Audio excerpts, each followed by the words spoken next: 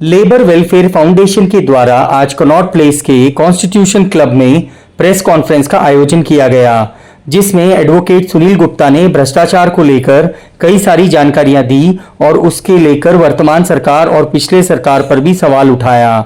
आगे न्यूज में देखिए क्या क्या कहा। देखिए, ऐसा है, सबसे प्रजातंत्र में सबसे ज़्यादा सशक्त माध्यम है कार्रवाइयाँ हुई मीडिया। संस्कृति हुई, मीडिया एक ऐसा माध्यम है जो आसमान में छेद कर सकता है, पाताल से खोज के निकाल ला सकता है।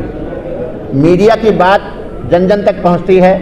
मीडिया की बात कोर्ट भी सो मोटो संज्ञान लेता है। अगर पीआईएल हम करते भी हैं तो पीआईएल पर्टिकुलर किसी टॉपिक की जाती है और पीआईएल इंडिविजुअल में नहीं कर सकता, उसमें पब्लिक इन्वॉल्व, पब्लिक की सहभागिता लेना इस जमाने में बहुत मुश्किल काम है। तो मुझे तो आप लोगों का माध्यम सबसे सशक्त माध्यम लगा, मैंने इसलिए, और वो भी नेशनल मीडिया, दिल्ली में बैठा मीडिया है जो विदेशों तक में इसकी तूती बोलती है। सब सेल डीड उस पर ट्राई पे है, ये सेल डीड है।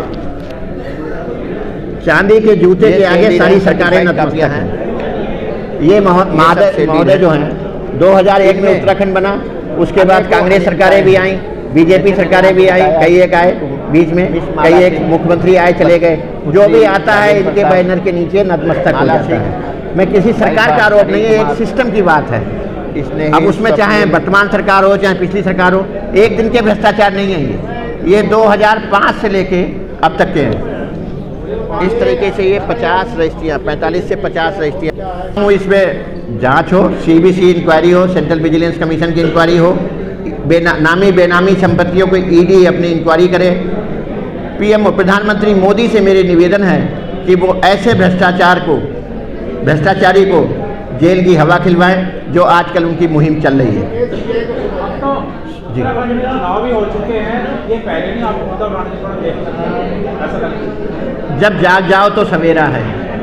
जब किस माध्यमों से आपने ये सारे एविडेंस इकट्ठे किए? क्या आरटीआई उसमें माध्यम था या फिर कुछ विजिल ब्लोअर भी है, कुछ और लोग भी हैं इसके पीछे?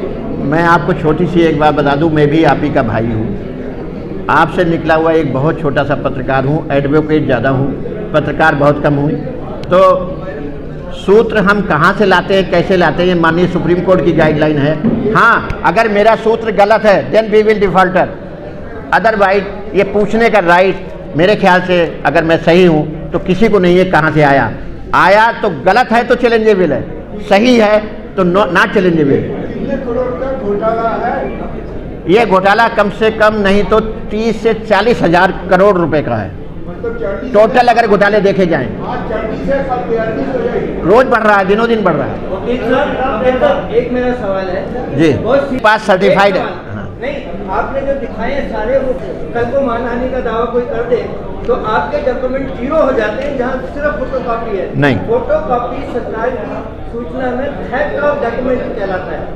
डोंट माइंड, जब तक वो सर्टिफाइड नहीं है।